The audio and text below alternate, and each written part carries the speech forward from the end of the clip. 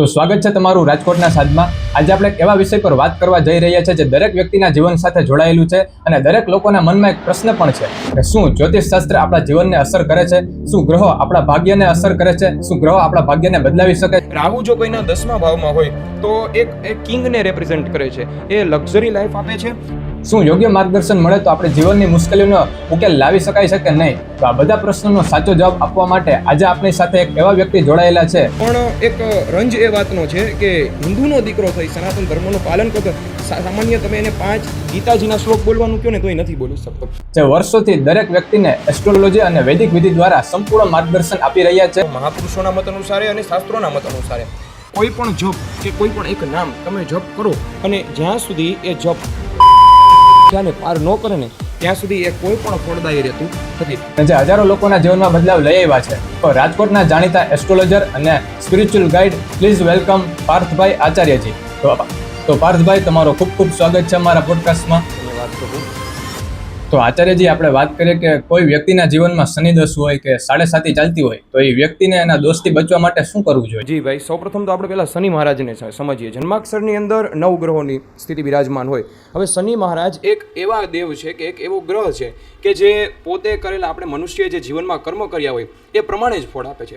અગર 7.5 આવે છે તો એવું નથી હોતું કે 7.5 હંમેશા મને માટે ખરાબ જ ફળ આપે. 7.5 એવી વસ્તુ છે કે 7.5ની અંદર માણસે જો પૂર્વમાં સારા કર્મ કર્યા હોય તો 7.5 લખ લૂંટ સંપત્તિ આપીને જાય છે. અને 7.5ની અંદર જો માણસે પૂર્વમાં કોઈ ખરાબ કર્મ કર્યા હોય તો 7.5 એ દોષને ભોગવવા માટેનું પણ, અને જે જો કહીએ ને કે 7.5 એક પ્રાયશ્ચિતનો સમય છે કે જે કંઈ પણ તમે પાપ કર્મ કર્યા છે ને એ અહીંયા જ તમારે પ્રાયશ્ચિત કરવાના છે.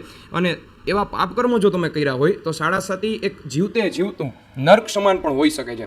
અને એ પ્રમાણે શનિદેવ છે. શનિદેવથી કોઈ બીવાની જરૂર નથી. અને જો 7.5 ચાલતી હોય તો એ અંદર કરવા જેવા એક સુંદર મજાના ઉપાયો છે. જેમ કે બધાને ખબર છે કે હનુમાન ચાલીસાના પાઠ જે લોકોને 7.5 ચાલતી હોય, અત્યારે જેમ કે તમે જોવા જાઓ તો હાલના સમયમાં મીન રાશિમાં તથા મેષ રાશિમાં બંનેમાં 7.5 ચાલે છે. તો હનુમાન ચાલીસાના પાઠ આ લોકોએ કરવા જોઈએ. અને હનુમાન ચાલીસાના પાઠની સાથે જ દરરોજ સવારે શનિ ચાલીસાના પણ પાઠ કરવા જોઈએ. જેટલી હનુમાન ચાલીસા મહત્વની છે એટલી જ શનિ ચાલીસા ખૂબ મહત્વની છે. આ જો કરે ને તો શનિદેવનું જે પ્રકોપ છે, જે વક્ર દ્રષ્ટિ છે, એનાથી ઘણું બધું આપણે ત્યાગ કરી શકીએ છીએ અને વક્ર દ્રષ્ટિથી આપણે મુક્ત થઈ શકીએ છીએ. શાસ્ત્રીજી, આપણે વાત કરીએ કે તમારા જીવનમાં એવું શું થયું તમે અધ્યાત્મકનો માર્ગ અપનાવ્યો? જી પ્રભુ, સૌપ્રથમ તો મારા જીવનની તમને ચર્ચા કરું તો પહેલાં તો હું બ્રાહ્મણ ફેમિલીમાંથી બિલોંગ કરું છું. એટલે ઘરની અંદર પહેલેથી જ ભક્તિભાવ અને ગાયન વાદનનો એક સુંદર મજાનો અનોખો એવો લાહવો મળતો જ રહ્યો છે. પણ જે મારી લાઈફનો ચેન્જિંગ મોમેન્ટ કહી શકાય એ જ્યારે હું 5મા ધોરણમાં ભણતો ત્યારે કુદરતી એવી પ્રેરણા થઈ અને માતા પિતાના આશીર્વાદથી મોરબીની અંદર ખોખરા હનુમાન હરિહરધામ, જે આ કંકેશ્વરી માતાજી સંભાળે છે, સુંદર મજાનો આશ્રમ અને ભવ્ય 108 ફૂટની હનુમાનજીની પ્રતિમા છે અને વેદ વિદ્યાલય છે. ત્યાંથી મેં મારો વેદારંભ સંસ્કાર વેદ વિદ્યા ભણવાની શરૂ કરી અને ગુરુજનોના આશીર્વાદથી ખૂબ સુંદર એવી વેદ વિદ્યા ભણી અને ત્યારબાદ છેલ્લા 4 વર્ષથી આપણે રાજકોટની સેવામાં કાર્યરત છીએ. તો આચાર્યજી, તમને ખબર છે કે હમણાં ઘણા ટાઈમથી આપણા સનાતન ધર્મના ગ્રંથો ઉપર બધા લોકો મોટા મોટા યુટ્યુબરો ખોટું વિશ્લેષણ કરે છે, ખોટું એનાલિસિસ કરે છે, આજના યુવાનને ભટકાવે છે, બ્રેઇન વોશ કરે છે. તો એમાં તમે શું જવાબ આપશો જેથી આજનો યુવાન એક સાચી સમજ લઈ શકે? પ્રભુ, મારું પહેલું કહેવાનું એ થાય કે એ યુટ્યુબર છે, એ બીજા દેશમાં રહીને આપણા દેશની વાતો કરે છે, આપણા ધર્મની વાતો કરે છે. તો સૌપ્રથમ કહેવાનો ભાવાર્થ જ કે એનો સનાતન સંસ્કૃતિની અંદર જન્મ નથી થયો. જે વ્યક્તિને ખબર નથી કે સનાતન શું છે અને જે ભારતમાં રહ્યો નથી પૂરેપૂરા 10 વર્ષ, એ આપણા ધર્મ ઉપર કે આપણા સનાતન ઉપર કહી જાય તો પહેલી વસ્તુ કે આજના યુવાનોને એ માનવું જ ન જોઈએ. અને જે મારી દ્રષ્ટિએ આજના યુવાનો માને છે એ યુવાનો મૂર્ખ ગણાય. કારણ કે વર્ષોથી હજારો વર્ષોથી અહીંયા તપસ્યા કરી અને જન્મથી જ જેને બધું ત્યાગી દીધું છે એવા સાધુ સંતો જે કહે, જેમ કે હું 2-3 સાધુ સંતોના નામ લઈશ. વૃંદાવનથી પ્રેમાનંદ મહારાજ છે, ત્યારબાદ રાજેન્દ્રદાસજી મહારાજ છે, ધર્મધ્વજા છે. એમનું તમે સાંભળો, એ સનાતન ધર્મ વિશે શું કહે છે. કારણ કે એને બાળપણથી જ વૈરાગ્ય લઈ લીધું છે અને સનાતન પ્રત્યે પૂરેનું જીવન આખું સમર્પિત કરી દીધું છે. એવા વ્યક્તિને સાંભળવા જોઈએ, ના કે આવા યુટ્યુબર્સને વગેરે વગેરે જે આપણા ટીકાઓ કરે છે આપણા ધર્મ ઉપર, એવા લોકોને.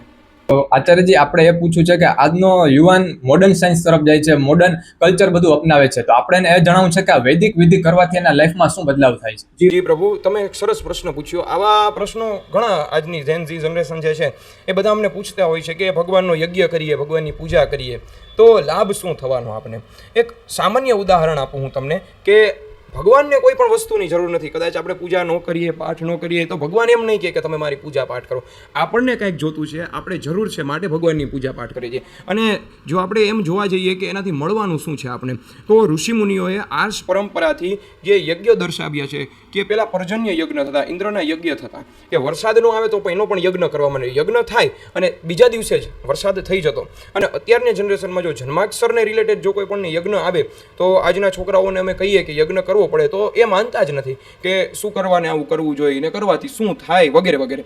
તો પહેલી વસ્તુ તો કે જન્માક્ષરમાં તમારો જે જન્મ થયો છે એ સમય જે છે એ પ્રમાણે આકાશની અંદર ગ્રહોની સ્થિતિ હોય એ તમારા જન્માક્ષરમાં આવ્યો. એમાં કોઈ પણ દોષ હોય તો એની નિવૃત્તિ માટે શાસ્ત્રએ એક વિધાન બતાવ્યું છે કે આ દોષ છે તો આનું આ વિધાન છે. અને વિધાન કર્યા પછી હવે તમે યજ્ઞમાં આહુતિ આપો છો જે દેવતાનું નામ લઈને, જેમ ઉદાહરણ તરીકે બ્રહ્મણે સ્વાહા, તો એ આહુતિ બ્રહ્માજી સુધી પહોંચે અને બ્રહ્માજી તૃપ્ત થાય. ત્યારબાદ કોઈ ગ્રહ નબળો હોય, ઉદાહરણ તરીકે લઈએ તો રાહુ કોઈનો ખરાબ છે, તો રાહુનો યજ્ઞ કોઈ દર્શાવે અને રાહુની આહુતિ આપવામાં આવે ઓમ રાહવે સ્વાહા કહીને, તો રાહુદેવ છે એ એનાથી તૃપ્ત થાય અને જે આપણા જન્માક્ષરની અંદર જે ખરાબ ફળ આપતા હોય એનાથી નિવૃત્ત થઈ શકાય. અને જો સાચી પદ્ધતિથી યજ્ઞ કરવામાં આવે ને તો મારા મત મુજબ અને શાસ્ત્રોમાં અમુક લખેલું છે એના મત મુજબ કે એનું રિઝલ્ટ માત્ર ને માત્ર 90 દિવસની અંદર વ્યક્તિના જીવનમાં દેખાય છે. એવી કઈ રાશિ છે જેના લોકોને સાવધાન રહેવાની ખૂબ જરૂર છે, અને એવી પણ કઈ રાશિ છે જેનો સમય બદલાવાનો છે, ટૂંકમાં સારો સમય આવવાનો છે? સૌપ્રથમ વાત કરું તો 2026ની અંદર જે રાશિઓએ ચેતીને ચાલવાની જરૂર છે, આપણી દેશી ભાષામાં કહીએ તો ધ્યાન રાખવાની જરૂર છે. સૌપ્રથમ મીન રાશિ અને મેષ રાશિ, કારણ કે શનિની પનોતી પણ ચાલે છે અને આ બે રાશિ ઉપર ગ્રહોની સ્થિતિ પ્રમાણે વધારે ભાર છે. માટે આ બે રાશિ અત્યારના સમયમાં જો લોખંડ લેવાથી બચવું જોઈએ, નવી કાર, નવું બાઇક વગેરે લેતા હોઈએ તો આ બે રાશિએ ખૂબ જ ધ્યાન રાખવું જોઈએ. અને બીજી એક એવી રાશિ છે કે જેનો 2026ની અંદર ખૂબ જ ભાગ્યોદય થવાનો છે, એ છે વૃશ્ચિક રાશિ. વૃશ્ચિક રાશિની ગ્રહોની સ્થિતિ ખૂબ સારી છે અને 2026 વૃશ્ચિક રાશિના લોકો માટે સારું એવું ફળદાયી છે.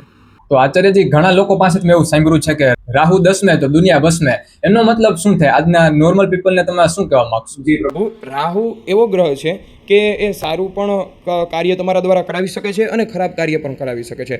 રાહુ જો કોઈના 10મા ભાવમાં હોય તો એક કિંગને રેપ્રેઝેન્ટ કરે છે. એ લક્ઝરી લાઈફ આપે છે અને લક્ઝરી લાઈફ તો બધાને મળે એવું નથી, પણ એ લક્ઝરી લાઈફ જીવવા માટેના પૂરતા પૈસા પણ 10મા ઘરનો રાહુ અવશ્ય આપે છે.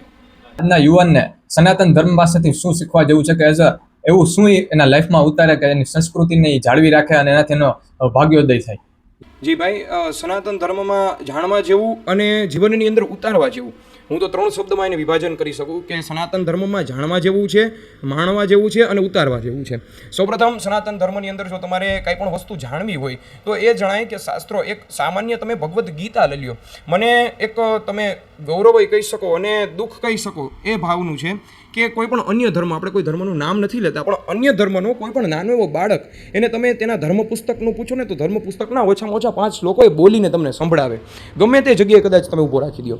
પણ એક રંજ એ વાતનો છે કે હિન્દુનો દીકરો થઈ સનાતન ધર્મનું પાલન કરતો સામાન્ય તમે એને 5 ગીતાજીના શ્લોક બોલવાનું કહો ને તોય નથી બોલી શકતો. એટલે સૌપ્રથમ તો આ જે અત્યારની જનરેશન છે ને, ગીતાજી વાંચવા જેવા છે સનાતન ધર્મના, એ સંસ્કૃતમાં ન વાંચી શકે તો ગુજરાતી અનુવાદ વાંચી શકે. ઘણું બધું જાણવા જેવું છે ગીતાજીમાંથી. અને સનાતન ધર્મમાંથી ઉતારવા જેવું તો હું એમ કહી શકું કે આપણો આખું શરીર, આ માનવનો આયખો ઓછો પડે કે આપણે જો ઉતારવા બેસીએ ને તો ખૂબ લેવા જેવું છે સનાતન ધર્મમાંથી. જેટલું લેવાય એટલું લેવું જ જોઈએ. આચાર્યજી, આપણા ગીતામાં એમ લખ્યું છે કે કર્મ કરો, ફળની ચિંતા ના કરો. તો ઘણા લોકો એનો ઉત્તમ અર્થ લઈ લે છે અને ખાલી બધું ભગવાન ઉપર છોડી દે છે કે ભાઈ હું ગમે એટલું કર્મ કરીશ, ફળ તો ભગવાન ઉપર જ છે, તો એ કર્મ કરતા વગર એમને બેઠા રહે છે. તો એમાં તમે શું કહેવા માંગો? જી, પહેલી વસ્તુ એ છે કે કર્મ કરો, ફળની આશા ન રાખો. એ ભગવાન એટલા માટે કીધું છે કે તમે કાર્ય કરો પણ ફળની આશા ન રાખો. બાકી અત્યારનો માણસ કેવો છે, શું મળે તો હું કરું, એ પહેલી વસ્તુ માઇન્ડસેટ હોય છે બધાનું. પણ ખરેખર એક સામાન્ય તમને ઉદાહરણ આપું કે ખેડૂત જ્યારે ખેતી કરતો હોય છે ત્યારે એટલું તડકાની અંદર ખેતર ખેડે છે, બી વાવે છે, અનાજ વાવે છે અને વ્યવસ્થિત બધું કરે છે, પોતાની 100% મહેનત આપે છે, 100%. એ 1% ભગવાન પર આધારિત નથી હોતો અને પોતાના 100% પૂરા થઈ જાય ને પછી ભગવાનને કહે છે કે હે ભગવાન, હવે તમે વરસાદ આપો તો મારો પાક ઉગે. માટે આ ખાલી એક ખેડૂતની વાત નથી, આ બધાએ ઉતારવી જોઈએ. જે કંઈ પણ તમે કામ કરતા હોય તમારું 100% આપી દો અને પછી જે 101% હોય એ 1% ભગવાનને તમે કહો કે ભગવાન હવે તમારા ઉપર છે, હવે ફળ આપવું ન આપવું એ તમારી ઈચ્છા.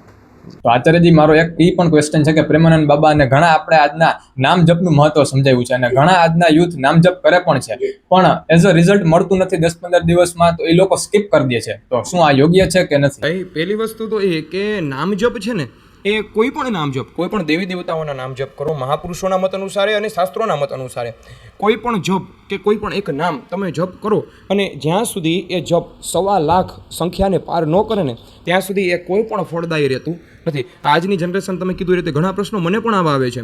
10-15 દિવસ નામ જપ કરે, સવારમાં બ્રહ્મ મુહૂર્તમાં ઉઠે, સ્નાન ધ્યાન કરી, પછી એક સન્ડે જાય એટલે બધું સ્કીપ થઈ જતું હોય છે.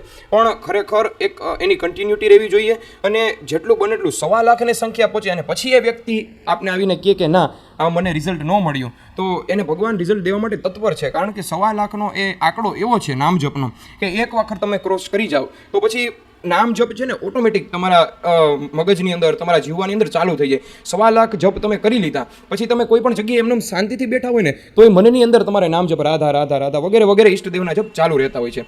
માટે મિનિમમ 1.25 લાખ જપ તો કરવા જ જોઈએ, સ્કીપ ન કરવું જોઈએ. તો શાસ્ત્રીજી તમારો ખૂબ ખૂબ આભાર. તમે તમારો અમૂલ્ય ટાઈમ કાઢીને અહીંયા આવ્યા છો અને પબ્લિકને સારું એવું માર્ગદર્શન આપ્યું એ બદલ તમારો ખૂબ ખૂબ આભાર. ધન્યવાદ.